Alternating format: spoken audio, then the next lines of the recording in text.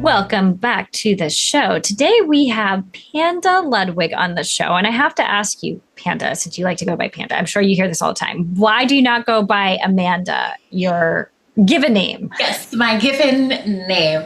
Well, it's actually a silly story, but I've been Panda to my friends since college. I mean, I guess it was a natural Amanda Panda. I guess it was a natural progression. I'm hoping I didn't earn that nickname because I'm kind of roly-poly and like to eat all the time like pandas, which would also be appropriate.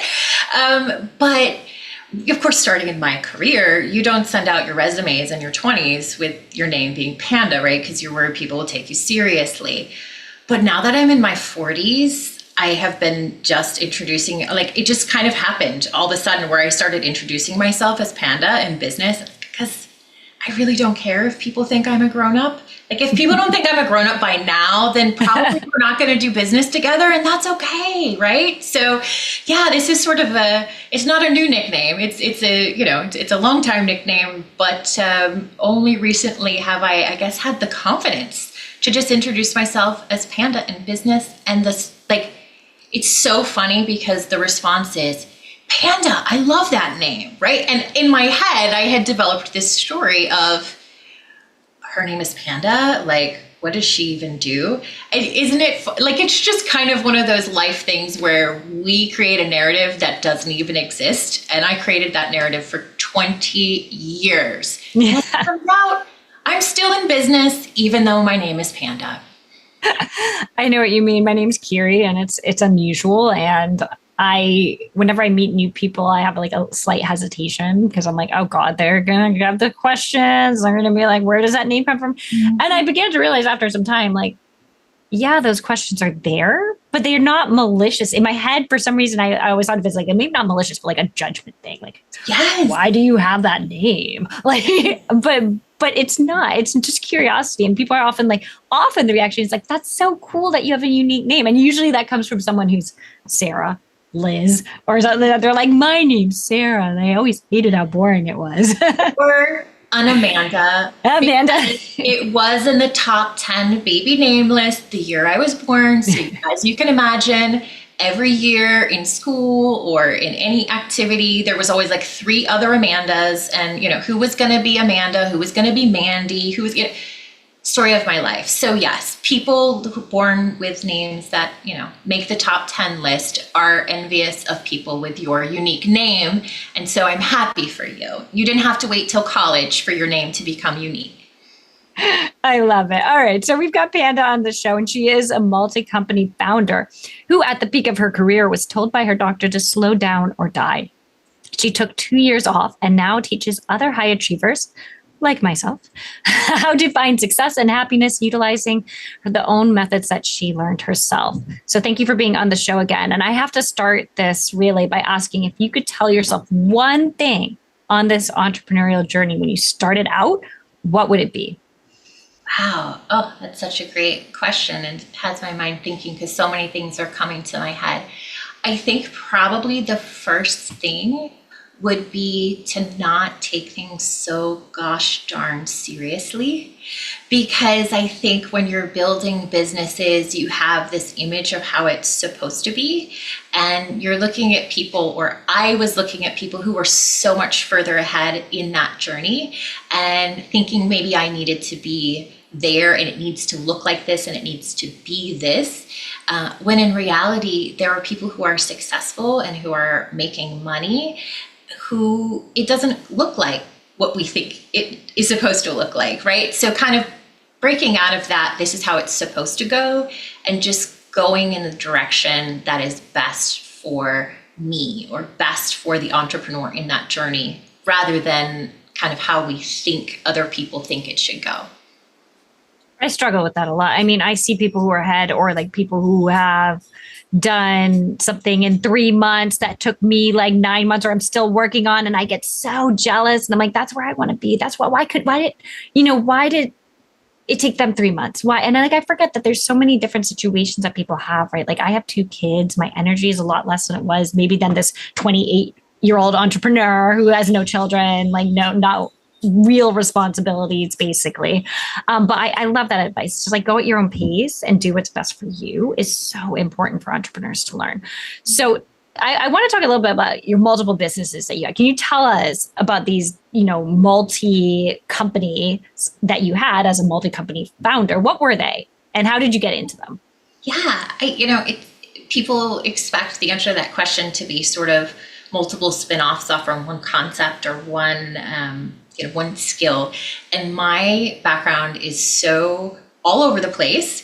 But I found that is sort of part of the entrepreneurial journey. So many of us have multiple skills, and that often we're trying to hone those skills into one thing. And so I did the one thing, and it just was multiple things, right? I did the one thing at a time, and there were just multiple things. So I had businesses in beauty, in music. I co-founded a boarding school for elite athletes from all over the world.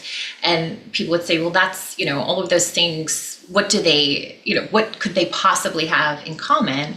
And the reality is, no matter how diverse your interests or skill set are, if you're good in business, if you have core fundamental business practices and philosophies, you can apply that to a lot of different things. So to me, that was the consistency between them, was just business basics and then taking that and kind of building off from that. And so that's what launched me into being a business advisor, because it is those core things that we start with. No matter the size of the business, we, in the discovery process, go back to basics and just kind of see are some of the core fundamental things there before we branch off into some of the more complex issues that we address.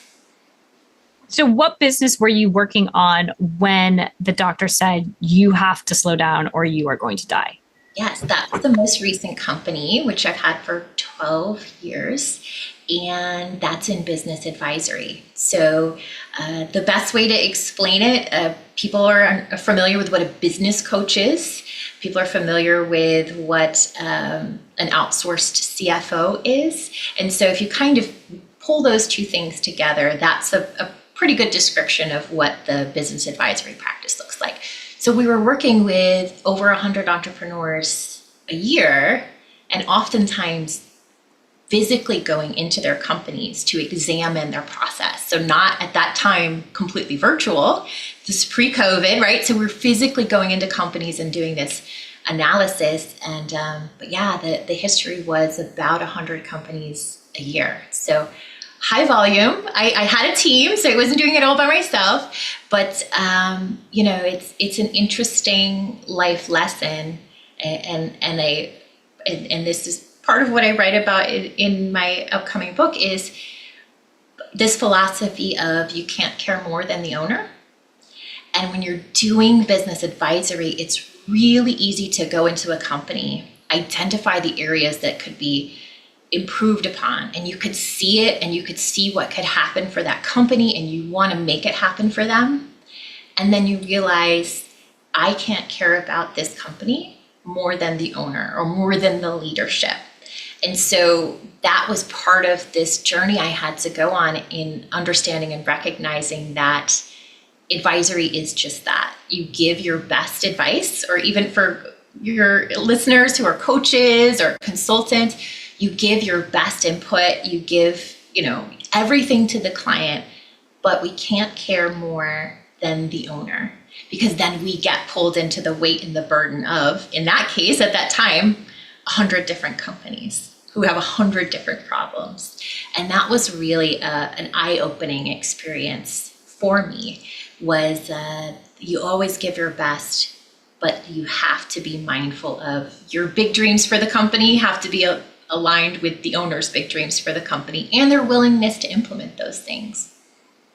I think that would be hard for me, because as a coach, I get very into like my students' success and well-being. And it's something my own business coach was talking to me about last year. She was like, you have to be able to take a step away, because you're gonna, like, you can't, like, there's just some I'm not explaining myself well, but she's like, you just cannot, not that you can't please everyone, but you are not in control of every single thing they do. Kind of like what I was talking about earlier with like everyone has different circumstances in their life.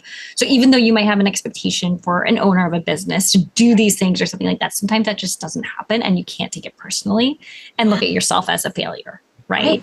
Right.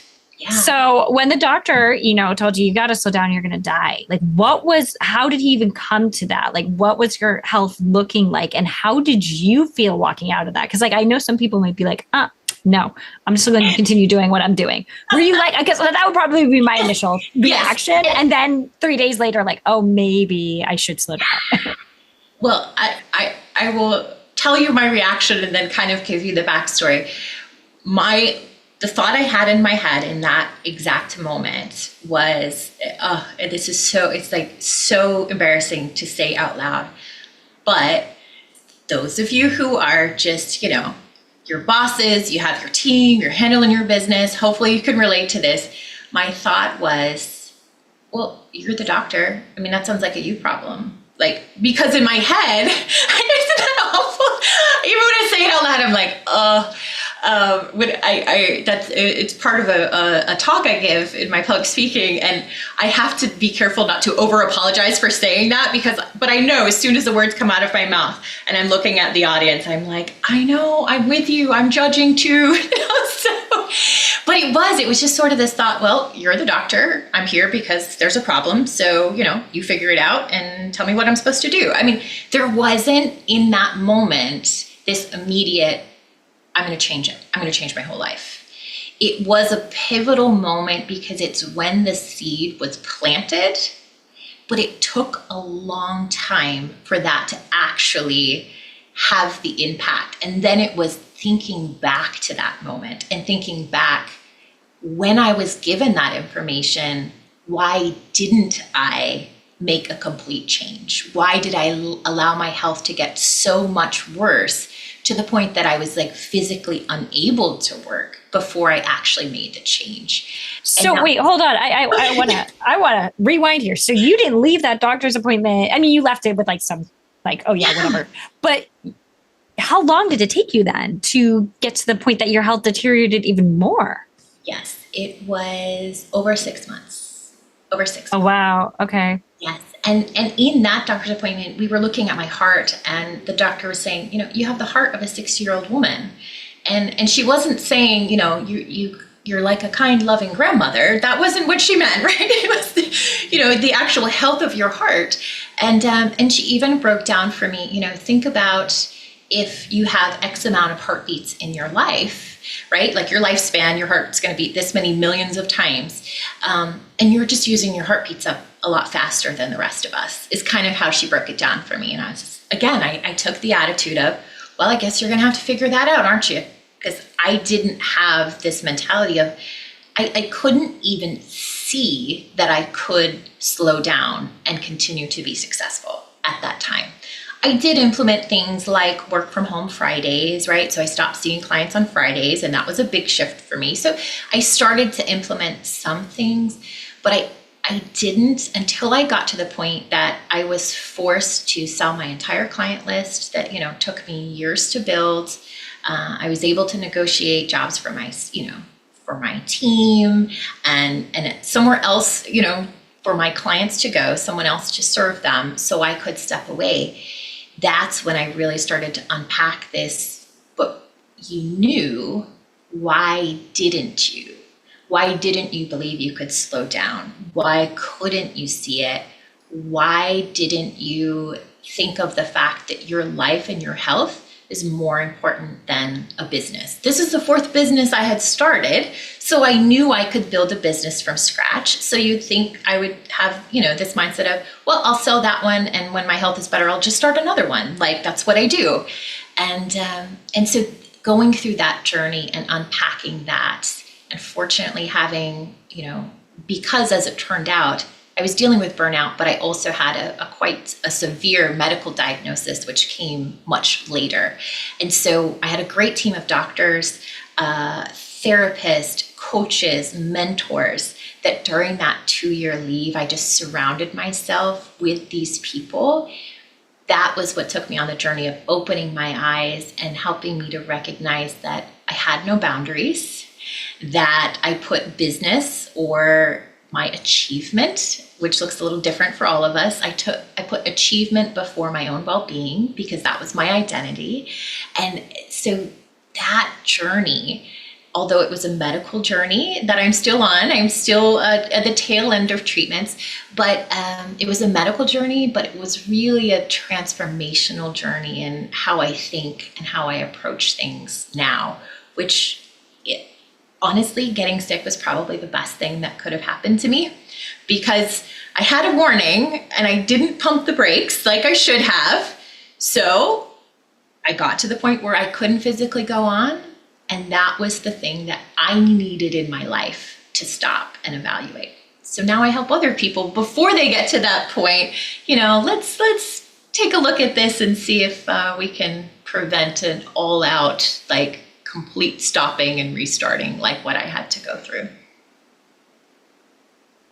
I was going to say that some of it was because for me, it's hard for me to deconstruct achievement from who I am, or this feeling I do love to work and I do love to push myself further, and I love goals and reaching them. And it's hard for me to separate myself from that. So going through that, and especially in such a physical way, what advice do you have for other women like me, or the high achievers who can't separate their career from who they are? So I would say the very first thing is recognizing that this is okay, that we're taught from childhood this model of achievement and reward, right? You clean your room before you can play outside with your friends, right? So it's do something and then you get something that you want, or, do your homework and then you can this.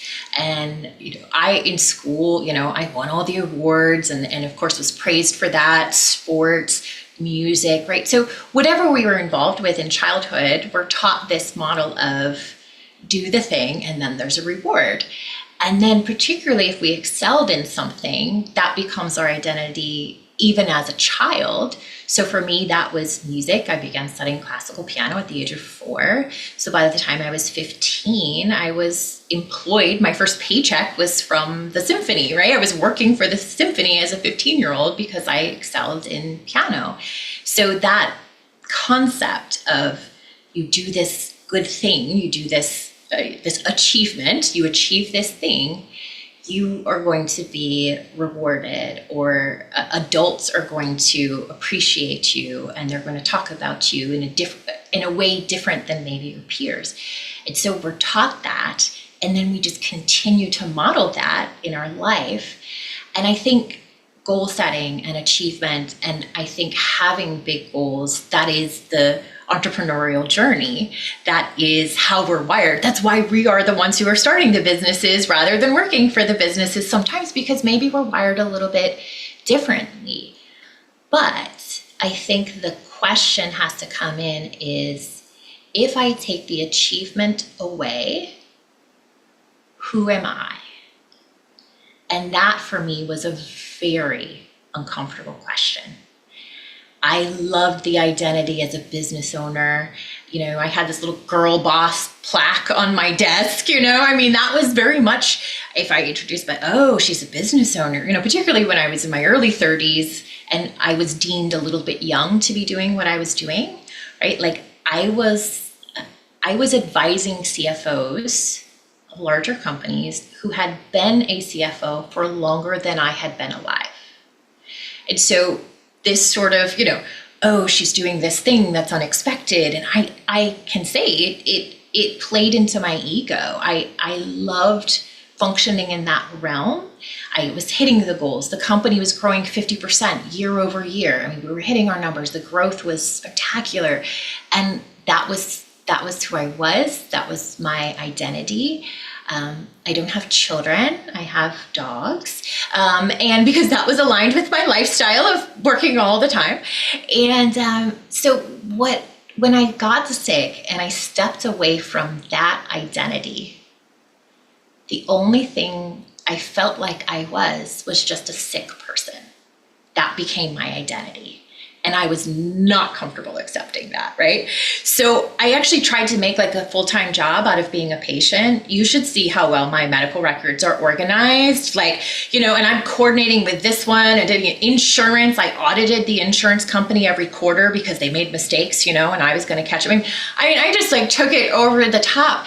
And it took a while to realize I was even doing that. And so I had to step back and be like, you're fighting hard for life, but there isn't a whole lot left in that life when you detach from this identity as this achievement identity. And it's true. I mean, people say, oh no, you shouldn't say there wasn't a lot there. But I mean, just really, if I'm being 100% transparent, just really looking around and saying, well, I don't have a spouse and I don't have children. I love my dogs dearly. But my friends stopped calling because I was always going to say I was too busy, right? And so they just stop. Eventually they just stop. And so looking around after that diagnosis and I 4 and 5 doctor's appointments every week. So that was what I spent my time doing. It's like, what else? But what else is there? I had given up my community things.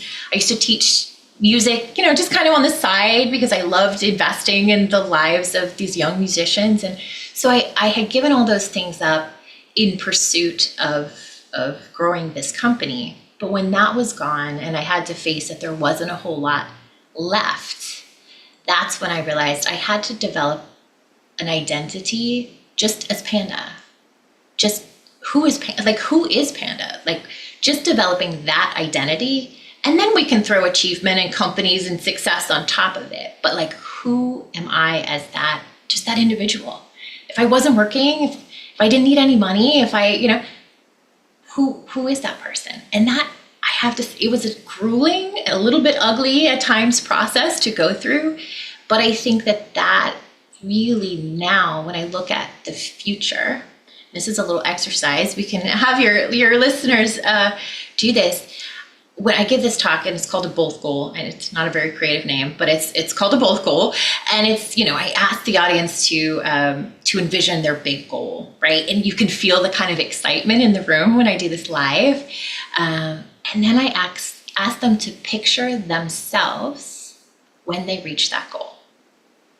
And often the mood in the room immediately plummets because we have to face the fact of, oh, well, there's the goal and there's me. And those are two different things. I'm going to get myself to the goal, but what do I want to be when I hit that goal? What do I want to look like? Do I want to look like this, frazzled person with crazy hair and, that extra 60 pounds I've been working on, and just whatever it is that we feel like is the symbol of, being a little tired, a little burnt out. Like, is that the image we want to have of ourselves when we hit that goal?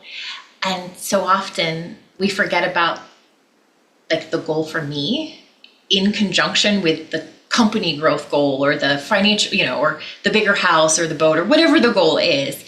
When we picture those two things, it sometimes, can be really life-changing to have that image and then say, you know what? I can't get to that goal, or will that goal really feel like success if I keep going at the rate I'm going? So when we make that shift, that the real work is me, and when I put in that work, then I get to the goal. That's kind of this both goal concept that I'm really, really trying to put out into the world based on my own failures, if we're being 100% honest. Who is Panda then? Now that you're not done with the self-inspection work, I'm sure the introspection still is going on, but who did you find out Panda is? What happened there? And did your friends start calling you back? Very good question. Still growing, still learning. But I think what I saw that was there was I am attached to achievement, or I was attached to achievement in an unhealthy way. That's never going to go away. Like, you have achiever drive. That's obvious. I have achiever drive. And so first I looked at it as a bad thing. Then I realized, no, it's only a bad thing because you're going about it in an unhealthy way. So that was the first, you are achievement driven. You love to do big things. You love to create. And so not looking at that as I need to tone that down.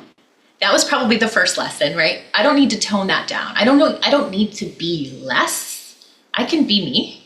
And Panda's a little extra, if we're being honest, right? So that's okay. I can be me. But if I want to live that out wholeheartedly, I have to prioritize myself. I have to work on my health. I have to work on, and when I say health, mental, physical, spiritual, like I have to put in the work to do those things, because success without health, like I've lived that, it's not what I want to do in my life. So the big switch was recognizing like, oh, I'm important, and what I want for my life is now, it revolves around me as a person. What I want for my life is that protecting my health, protecting my happiness is the priority. And just that mind shift has helped me to find happiness in things that I often in the past were too busy to even notice. So that is a huge shift, like prioritizing happiness and health. Like we think we do that by default. If you have like achiever drive, you do not do that by default. It's just not how we're wired. So, and in answer to that, have the friends started calling again? They haven't started calling yet. I'll send them a clip from this podcast. But you know what? Another big shift in that regard is I used to have a very separate, like there were two boxes. There was business, and then there was personal, and that's where the friends lived.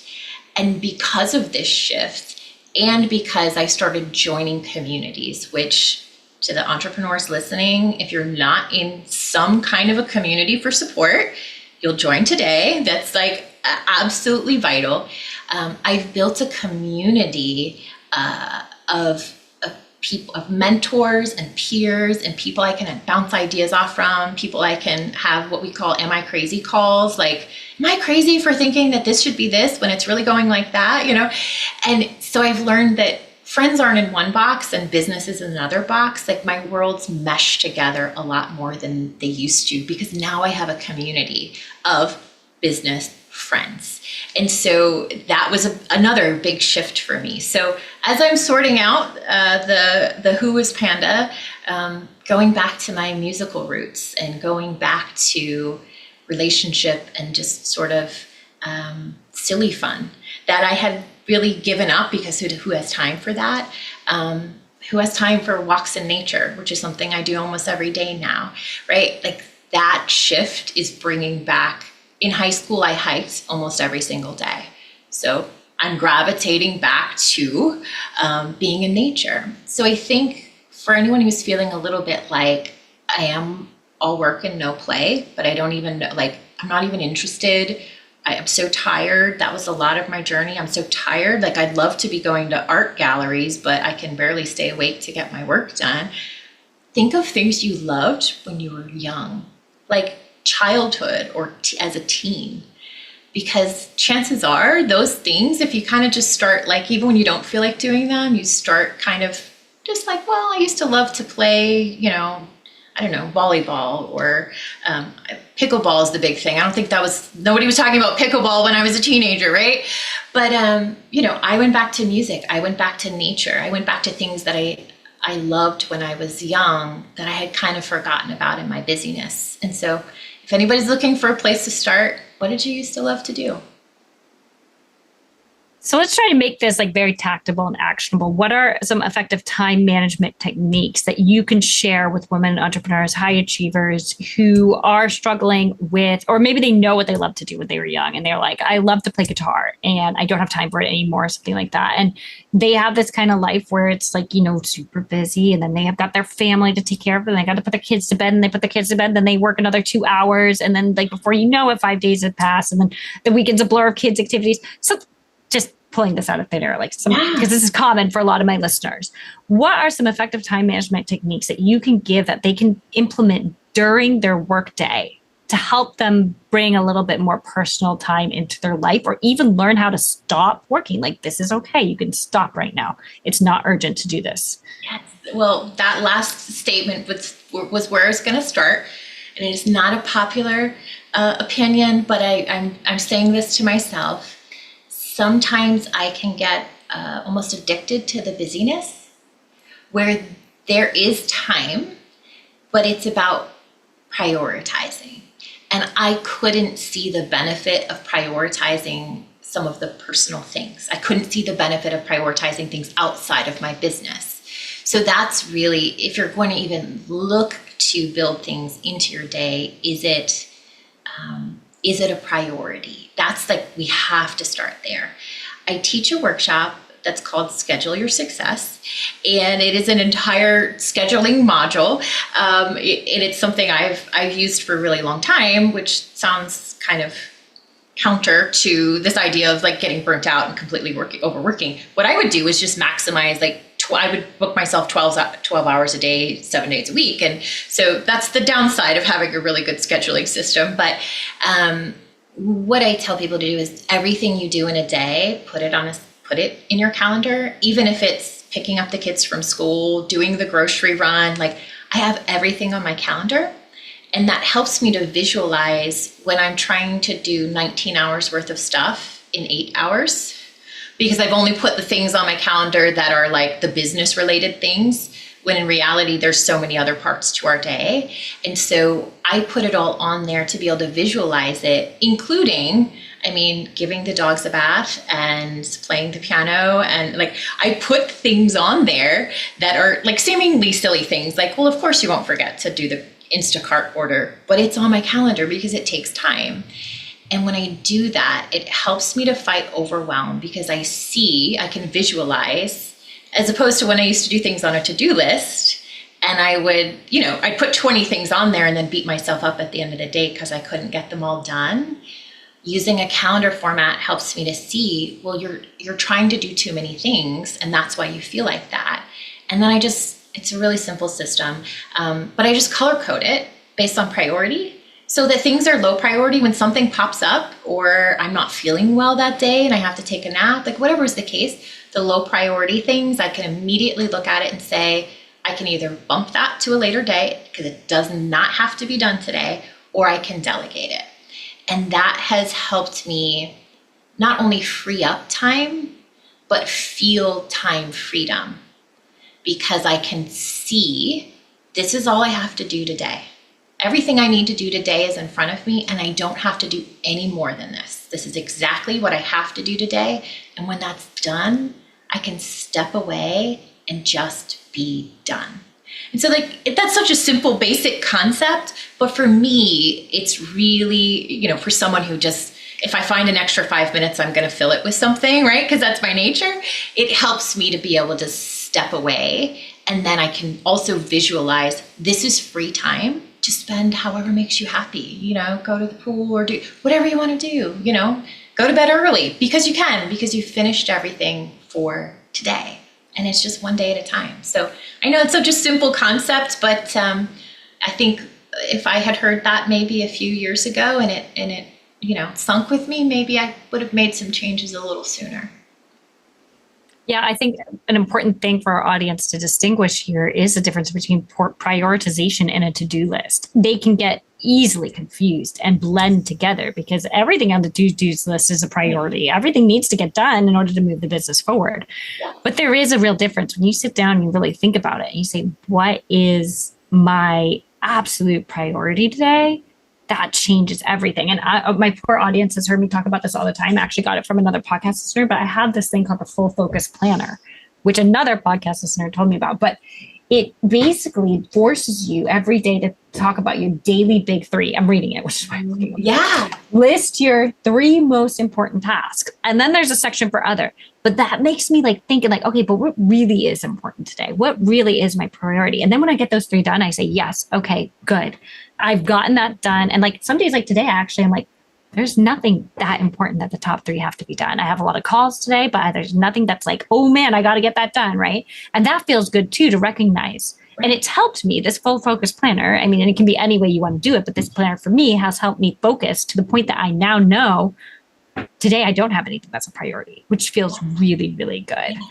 I think there's a concept of like scheduling is going to make you so regimented, and as like most of us went into business because we wanted the freedom to make our own calendars, and so then you're like, oh, I don't want to be that regimented, but it actually is so freeing. Like doing that, where you say, I did my 3 priorities, and like today's okay. I can close down for today, and everything is fine. Like nothing's going to fall apart.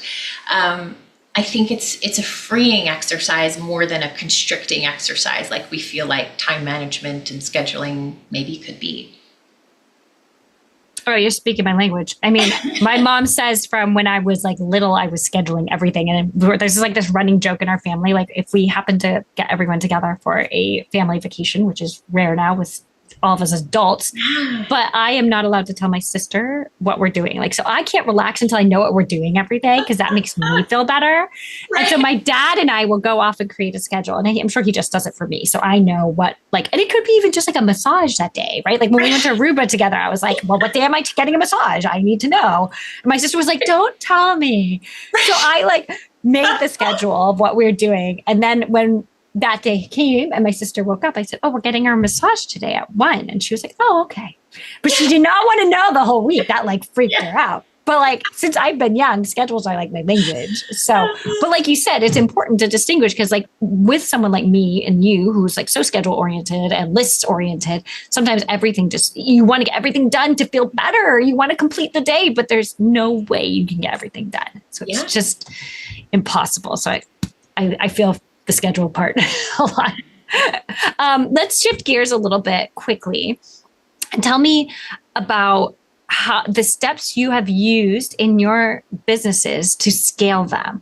If you could break it down to 3 steps in each of them that maybe was a common denominator or common theme, what can you tell us that women entrepreneurs can take away from what you're giving us? You know, if it's okay with you, I want to come at that maybe from a little bit of a different angle, because scaling, I mean, that's the name of the game. That's what we all want to do. And where I come into play is helping companies recognize, is it the right time to scale? And what does scaling actually mean from a profitability and time standpoint?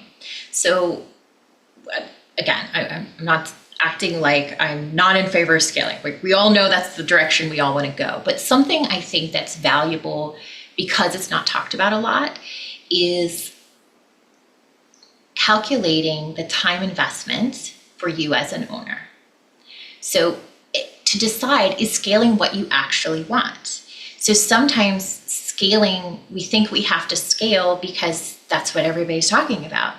And sometimes you can hit a sweet spot for you're working exactly the number of hours you want to be working. It's manageable. You have time for your interest or your children, or, in that season of your life, you're giving the exact amount of time that you want to give.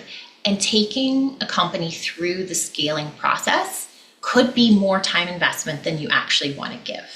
So deciding that in advance, we all feel pushed to scale, and sometimes it's not the right season in our life.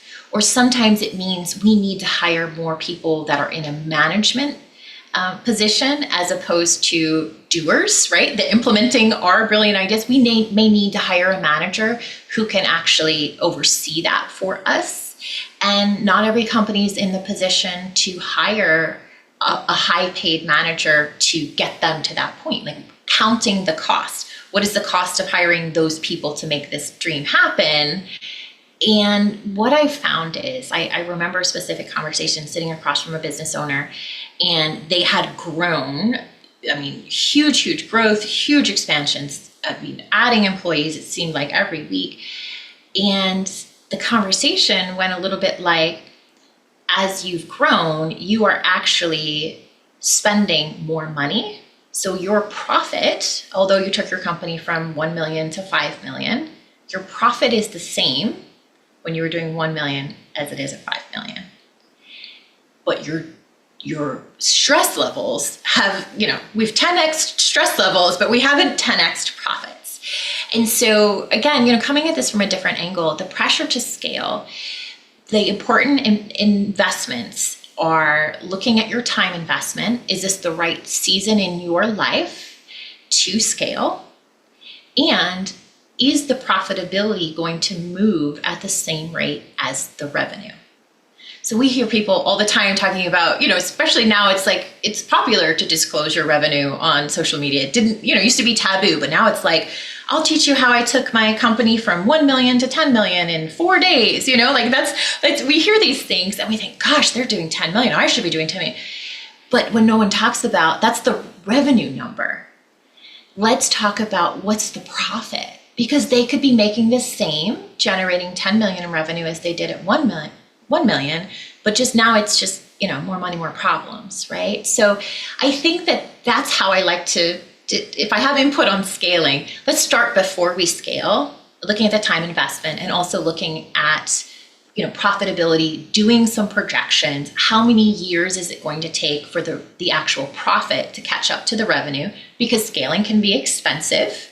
It costs money, right? You have to spend money to make money. So I know that's a different angle. It's not necessarily a popular opinion, but if I can keep one company at the size that it should be for that owner's season in life, I've done my job. So I like sharing that information, as unpopular as it is. No, it's important to think about. And I always think back on 2021, I want to say it was. And I made the decision that I did not want to grow. I was like, I'm really happy. I am really happy with my time right now. I'm really happy with my personal life. I'm really happy with the money I'm making. I don't want to grow. And that was one of the best years of my life. Yes. And I'm not saying it's not, I'm not saying I'm not happy now. That's not the case, because I love right now my growth. And I love that I have the energy to grow, because there have been years in my life where I haven't had energy due to personal stuff. But this is I now have the energy to grow, and I love it and love it. But I do look back on that year because there was a decrease in pressure that I put on myself.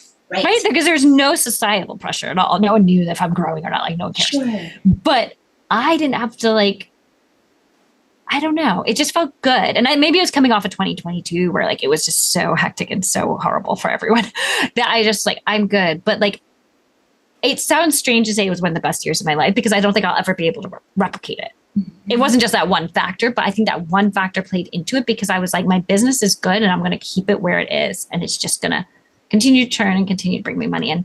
And I want people to think about that. What you're saying, is it the right time to grow? Because that means more energy, more time is needed on your part. And then you might not even have profit. You might stay the same, or you might go negative. It's an important thing to think about. And it's important for people to recognize as well. So I appreciate that. Yeah. And there's this old song that talks about, get your fill to eat, but never lose the hunger. And I think that's the entrepreneurial mindset when it comes to scaling.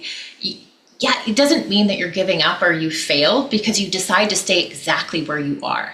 That takes boss level confidence to say, I brought it here and this is a good place, and let's wash and repeat, because what we're doing is great. The confidence to stay in that place and not feel the pressure, right, to make something huge, that's a good place, right? If you're happy and the profitability is there, own that and be excited that you built something that is where you want. Because at one point, that's where you wanted to be.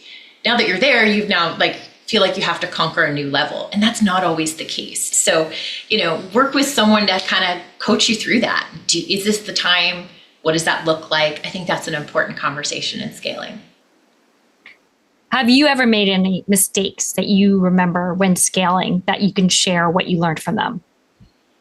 Yeah, I think sometimes the image of certain things I would spend money on, right? So I had a very posh office with grand furniture, right? Because I'm coaching people on making money. So I felt like having this image of, when they walk in and it's this grandiose thing, I got an office bigger than I even had employees for to grow into that. And, in hindsight, when you have a really good connection with your clients, like they don't care if you got your furniture, at Facebook Marketplace. I mean, because you're their trusted advisor. Like, so the kind of the facade is not as important as I thought it was as a young entrepreneur. And so I would say that showing the illusion is not as important as we think it is, right? It's the relationships and how we serve our clients that's really the important thing. And so I think that was part of the journey for me. I would like to quickly touch on hiring briefly. What are some challenges you've had when hiring? And if a woman entrepreneur is at that point where they're going to start hiring more robustly for their team, maybe they have 1 or 2 hires or none at all, what would you say to them going into the hiring process? I rely heavily on personality testing. I have discovered that as probably a good example, that I have 2 ex-husbands, I am not necessarily a good judge of character. So I find that, even in 1-hour interview sitting across from a stranger, that I can't know everything I need to know. And I know that about myself. So I recognize that weakness, and I rely heavily on personality testing to give me an objective opinion. And for those who maybe are in my boat, who are like, well, I really liked him, but then I hired him and it didn't work out. That if it helps, having, utilizing one of those services can give you a more objective opinion. And also I scan over those reports to look for the traits in people that are the traits that I lack. So I'm highly introverted. So hiring an extrovert on my team makes a lot of sense, right? We have a networking thing, right? They're going to love it. And so it's just, the other piece is, yes, relying on that testing, but if you do choose to use testing, don't look for the people who are just like you. Look for the traits in those people, the good traits, of course, in those people that maybe are the areas that you find are not your strengths, and build a team around you of people who can compensate for the areas maybe where you find that you're a little bit weaker. Like that. Thank you. I've heard that before mostly, but the personality test, I've heard people go back and forth on them. Like some guests are like, oh, I'm so about any assessment, any personality test, you must do it. And then there are some people who just have this elaborate hiring process. And then I've had people who are like, I go with my gut and it's always worked with me. Yeah. And I'm like, all right, it's like one of those crazy things that which I wish I could distill down into like one helpful piece of advice for listeners. But I think everyone's like a little bit different, and everyone's business is a little bit different or very different. So that is a lot about like differences there. So you mentioned off air, and I do want to touch on this. You have faced sexism in your business. So tell us, or as a business owner, as a woman business owner. So tell us a little bit about that. Yeah. I've been fortunate in that it hasn't been extremely prevalent in my career, but I think back to certain instances. A really great example was, walking into a boardroom with probably 10 to 12 men, and I had been hired by referral, so they had not met me before me coming in to do the first bit of work for this company. And, the meeting was scheduled and everyone was just still sort of chit-chatting, and as I was too. And then at some point, one of the men asked me if I knew if my boss would be there soon, or should we just get started and they'll join us eventually.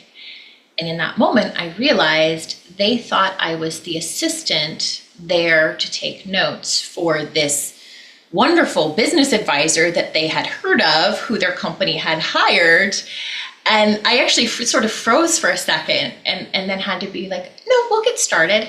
And then when it was time and I stepped up and did my thing, you just sort of saw the faces of surprise.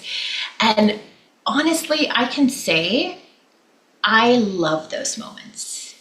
Like, those moments shouldn't ever happen. And at the same time, I find them to be very motivating, because what I recognize is when we as women are underestimated, when at the times people have said, you don't have to tell your boss, we'll just hire you to just do this work on the side and we'll pay you directly. To which, of course, I have to respond, well, you can write the check to me or my company. It's really all the same since I own the company. Those moments, I've learned to really appreciate them, because when you are underestimated, you are in a very good position to be heard. And I say that, with a bit of caution. Yes, this is a problem in our society. However, to get disgruntled about being underestimated, we know it shouldn't happen, but to not take it personally and recognize, wow, if they view me like this, then anything that I do can only be good, because I will exceed their expectations. The bar is low.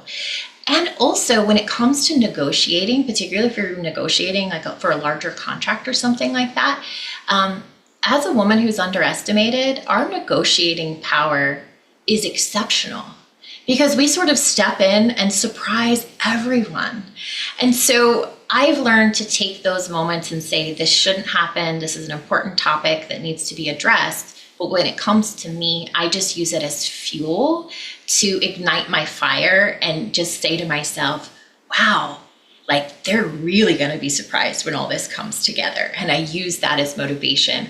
I also have a little exercise that I almost always do in those instances where I just do a little something for me. And that little something is always something quite feminine. I might just go to that board meeting wearing fuchsia lipstick or, gold lame heels, something completely and totally out of place that seemingly out of place. Those things should never be out of place, but something, just a little something for me. So when I walk in, I'm just yeah, they don't know what's about to hit them. And that little token that I do for myself is kind of that's kind of just the internal thing that kind of motivates me in those situations. I kind of know what you mean. I am this massive Star Wars fan, okay? And most people don't know that when they meet me. Yeah. I go to conventions and I dress up and everything. But there are times when people just meet me at I don't know, gathering, get together, and they somehow Star Wars might come up somehow. And then it's one of those things where I'm always underestimated. Always. And it gives me such satisfaction in a weird way. But I'm confident enough in my knowledge of the Star Wars universe that it doesn't bother me.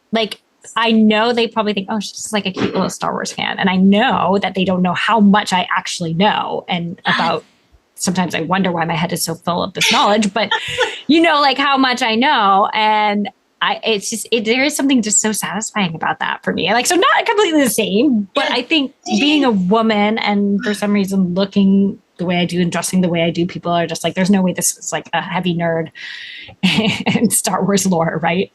But yeah, I understand that little bit of I just showed you up. A great example for women in business. Your Star Wars example is spot on. It's because you nailed it. You said, I have the confidence in my knowledge. So you don't have to prove oh, I know all this. You surprise people, and you probably do it subtly. You probably know the exact thing where they're wait, you knew that, right? And you're chuckling inside.